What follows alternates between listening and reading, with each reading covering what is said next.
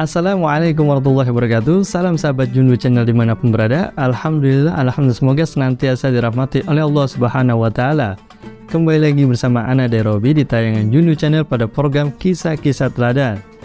Bismillahirrahmanirrahim. Pada kali ini Ana akan menceritakan tentang sebuah kisah seseorang orang tua dan anak yang sedang pergi haji. Ini masih menceritakan tentang keutamaan dari orang yang mendawamkan sholawat. Sebelumnya Ana sudah pernah menceritakan kisah orang-orang yang rajin gemar bersolawat dan fadilah-fadilah dan keutamaan yang didapatkan. Sebenarnya kita sudah semua tahu ya, fadilah dari manfaat dari kita mendawamkan sholawat udah banyak. Bahkan di testimoni, di chatan, komentar yang pada kisah pemuda yang rajin bersolawat, kisah pemuda miskin yang sering bersolawat itu yang sampai tembus 1 juta view, itu banyak banget testimoni dari orang-orang sekitar yang sering mendawamkan sholat. Jadi bukan rahasia umum lagi, barang siapa yang mendawamkan sholat, insya Allah yang mendapatkan keberkahan dan bahkan dikabulkan segala hajat-hajatnya. Amin ya rabbal alamin. Pada kali ini Ana akan menceritakan sebuah kisah seorang anak dan ayahnya yang sedang pergi haji dan terus mendawamkan sholawat. Seperti apa kelanjutan kisah ini, tetap di Jundu Channel.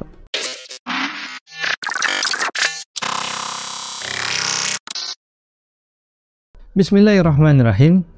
Di dalam kitab Irsyadul Ibad diterangkan ada sebuah kisah seorang anak dan ayahnya yang sedang melakukan ibadah haji.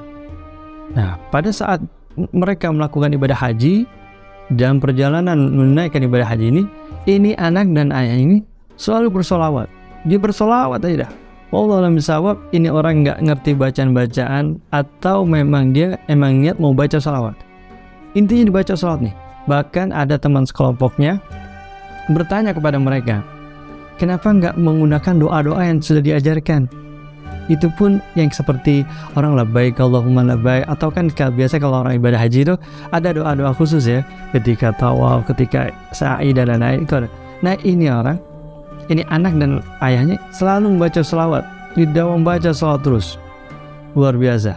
Akhirnya pertanyaan dari teman kelompoknya ini dijawab dengan berbagai alasan, dan kita nggak tahu alasannya kenapa dia membaca selawat. Intinya seperti itu, dia mendawamkan selawat, dibaca selawat yang banyak, baca selawat aja selama menunaikan ibadah haji. Nah, dalam perjalanannya ayahnya belum sampai Basrah sudah meninggal dunia. Ya udah, jadi tidak bisa melanjutkan ibadah haji selanjutnya. Singkat cerita, ini anaknya sedih karena ayahnya harus meninggal dunia. Kemudian diurus sebagai layaknya ketika orang meninggal dunia. Nah ini ayahnya ketika ditutupin, ya kan, kalau mayat kan ditutupin tuh mayatnya. Nah ini anaknya penasaran, ingin melihat wajah terakhir dari ayahnya. Dibuka nih wajah ayahnya, kaget segaget-gagetnya. Apa yang dilihat? Ternyata wajah ayahnya itu berubah menjadi wajah keledai. Gimana nggak sedih? Seorang anak yang dia itu melakukan ibadah haji, tapi ayahnya ini meninggal, dipikir meninggal husnul khotimah, meninggal dengan senyuman, tapi meninggal dengan wajah berubah menjadi wajah keledai. Sedih luar biasa ini anak. Ditutupnya kembali. Kemudian ini anak nyender dari sebuah tembok. Lama-lama ngantuk, tertidur, pules nih anak. Pules, tidur dan bermimpi berjumpa dengan Rasulullah SAW. Dalam mimpinya, ini anak memegang tangan Rasulullah dan berkata kepada Rasulullah, aku bersumpah atas nama Allah Subhanahu wa Ta'ala, beritahulah apa pekerjaan ayahku ya Rasul. Lalu Rasulullah SAW menjawab, ayahmu ini pekerjaan adalah makan harta riba. Perlu diketahui, pada siapa yang makan harta riba, maka ia akan tertimpa balasan seperti itu di dunia maupun di akhirat. Luar biasa. Jadi balasan orang yang makan harta riba, matinya mukanya berubah menjadi keledai. Ini adalah omongan Rasulullah SAW dalam kitab Irsyadul Ibad. Kemudian Rasulullah melanjutkan perkataannya, walaupun demikian ayahmu ini rajin baca sholawat, selalu membaca sholawat 100 kali ketika hendak mau tidur. Ketika ayahmu mengalami sedemikian rupa, maka malaikat yang biasanya menyampaikan amal perbuatan umatku memberitahukan kepadaku perihal tentang ayahmu ini. Lalu aku minta kepada Allah Subhanahu wa Ta'ala untuk memberikan syafaat kepadanya. Dan alhamdulillah ternyata Allah Subhanahu wa Ta'ala berkenan mengabulkan permohonanku. Dan mimpinya sampai situ doang tuh. Lagi-lagi ini si anak ini terbangun dari mimpinya dan langsung bergegas menemui jenazah ayahnya. Dibuka lagi tuh penutup wajahnya, dibuka sama si anak ini, Pas dibuka ternyata wajahnya tadinya berupa keledai berubah menjadi bagaikan bulan purnama, bersinar wajahnya, luar biasa, Masya Allah. Ini pelajarannya, hikmah yang luar biasa. Orang yang kerjaannya yang dilarang Allah Subhanahu wa Ta'ala, pemakan harta riba, tapi rajin mendawamkan sholawat, masih mendapatkan pertolongan dari Allah Subhanahu wa Ta'ala melalui syafaat Nabi Muhammad SAW. Luar biasa, Masya Allah. Gimana kita yang bisa jaga dari larangan Allah Subhanahu wa Ta'ala, bukan lagi pertolongan, bukan lagi, tapi dapatkan keridhaan dari Allah Subhanahu wa Ta'ala melalui syafaat dari baginda Nabi Muhammad SAW. Sahabat Junud di mana berada, ini kisah yang luar biasa yang menjadi semangat kita terus bersolawat. Apapun perbuatan kita, apapun ya kerjaan kita yang ingin hijrah, dawamin dah solawat. Bersolawat ini kata guru ana nggak mudah juga, gampang tapi nggak mudah. Kadang kan kita punya niat nih pengen dawamin, pengen baca solawat setiap hari, setiap detik, luar biasa, Masya Allah. Tapi apa kenyataannya? Nggak gampang, nggak mudah seperti yang kita bicarakan. Makanya diperlukan latihan, diperlukan tasbih, diperlukan agar apa? Agar giat kita membaca sholawat. Harus dipaksain, memang harus dipaksain. Barang siapa yang bisa membaca sholawat, dialah orang yang diperkenankan oleh Allah Subhanahu wa Ta'ala untuk bisa mengucapkan sholawat kepada baginda Nabi Muhammad SAW. Alhamdulillah, beruntung kita semua yang masih bisa baca sholawat. Kita adalah orang yang diizinkan oleh Allah Subhanahu wa Ta'ala untuk bisa membaca sholawat. Terus paksain diri kita, terus paksain pelan-pelan. Kalau nggak bisa juga, kumpul sama orang ahli sholawat, kumpul di masjid-masjid di mana masjid itu banyak membacakan sholawat. Kumpul di situ, dengerin aja kalau kita nggak bisa. Dan ada pun bacaan sholawat banyak, bacaan sholawat banyak. Inti bebas ya, baca sholawat yang mana aja. Bisa Allahumma sholli ala sayyidina Muhammad wa ala alihi wasallam, atau sallallahu ala Muhammad, semua banyak macamnya. Kita bisa cari tuh ya di buku-buku, di kitab-kitab, bacaan sholawat tuh banyak macamnya. Dan memang baca sholat itu biasanya ada amalan-amalannya, maksudnya fungsinya untuk ini, fungsi itu. Tapi intinya adalah sholawat. Inti baca adalah sholawat. Yang inti merasa ini enak nih, baca, udah baca. Insya Allah kita mendapat keberkahan dari apa yang kita baca.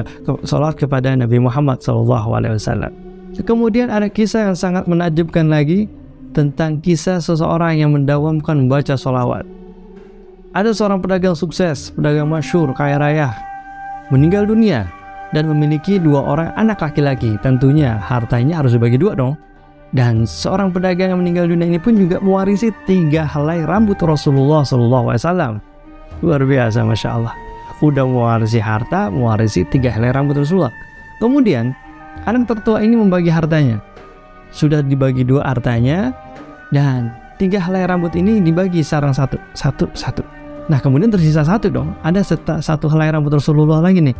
Kemudian yang kakaknya, yang tertua, saudara tertua, memberi ide atau gagasan untuk dipotong nih rambut Rasulullah.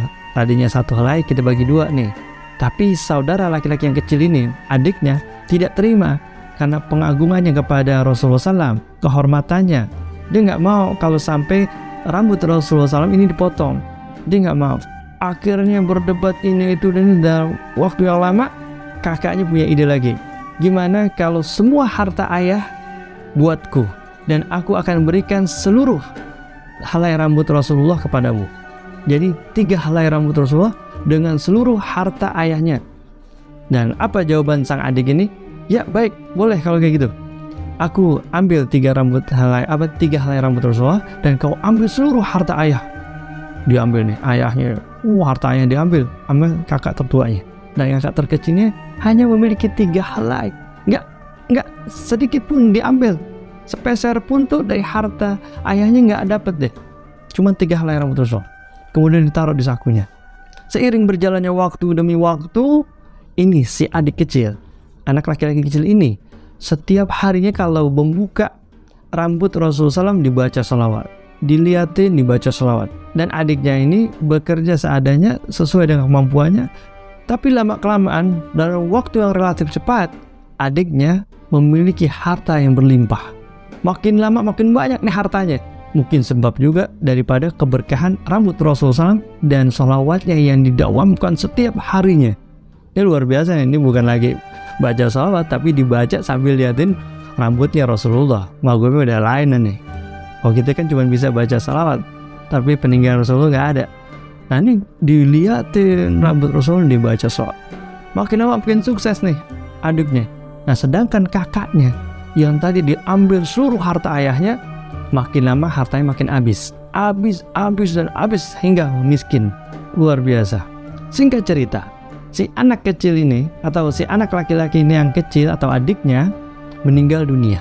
Setelah meninggal dunia, ada tetangganya, seorang alim soleh, bermimpi menjumpai adik kecil ini yang meninggal dunia. Ternyata apa? Dia sedang berdiri di sampingnya ada Rasulullah SAW. Dan Rasulullah berkata kepada orang alim soleh itu, katakanlah kepada orang banyak, barang siapa mempunyai kebutuhan kepada Allah Subhanahu Wa Taala, silakan datang ke kuburan si fulan. Si fulan ini adalah anak laki-laki yang mempunyai 3 helai rambut Rasulullah ini. Datanglah ke kuburan si fulan dan mintalah kepada Allah Subhanahu Wa Taala melalui wasilah kuburan si fulan. Luar biasa magam derajat seperti waliullah. Allahu Akbar. Akhirnya dengan informasi ini orang alim saleh memberitahukan kepada warga sekitar, dan ternyata apa hasilnya benar. Mereka datang ke kuburan si fulan, si anak laki-laki ini. Mereka memanjatkan doa kepada Allah Subhanahu Wa Taala dengan keberkahan sahibul magam, dan apapun kebutuhannya diijabah oleh Allah Subhanahu Wa Taala. Inilah keramat dari anak laki-laki yang memegang 3 helai rambut Rasulullah SAW yang selalu mendawamkan salawat kepada Nabi Muhammad SAW. Luar biasa, Masya Allah, kisah daripada orang yang selalu mendawamkan salawat. Akhirnya kuburan ini ramai, setiap hari nggak pernah sepi. Orang datang dari naik mobil dan lain-lain. Masya Allah, banyak orang yang berziarah. Dan konon katanya hingga saat ini, wallahu a'lam bishawab, namanya siapa, itu tertera dalam kitab Irsyadul Ibad. Dahsyat, luar biasa sahabat Jundu. Mudah-mudahan kisah ini bermanfaat dan menjadi motivasi dan inspirasi buat kita semangat lagi nih membaca sholawat, mendawamkan setiap harinya. Apapun kebutuhan kita memohon kepada Allah SWT mendapatkan perlindungan, keberkahan dan semangat ibadah kita. Semakin tebal kita iman kepada Allah SWT. Kita minta ada urusan kita sama Allah Ta'ala, baru kita akan insya Allah dapat urusan dunia, langsung untuk ke urusan dunia. Insya Allah kita minta Allah Ta'ala agar mampu ibadah, agar mendapatkan khusyukan dalam ibadah. Kita niatin semoga mendapatkan keberkahan dari apa yang kita baca dari sholawat. Insya Allah kebutuhan dunia kita akan terpenuhi dengan sebab karamah dan keberkahan baca sholawat kepada Nabi Muhammad SAW. Mudah-mudahan itu saja yang bisa Anda sampaikan. Mudah-mudahan bermanfaat. Ana dari Robi, salam Jundu Channel. Assalamualaikum warahmatullahi wabarakatuh.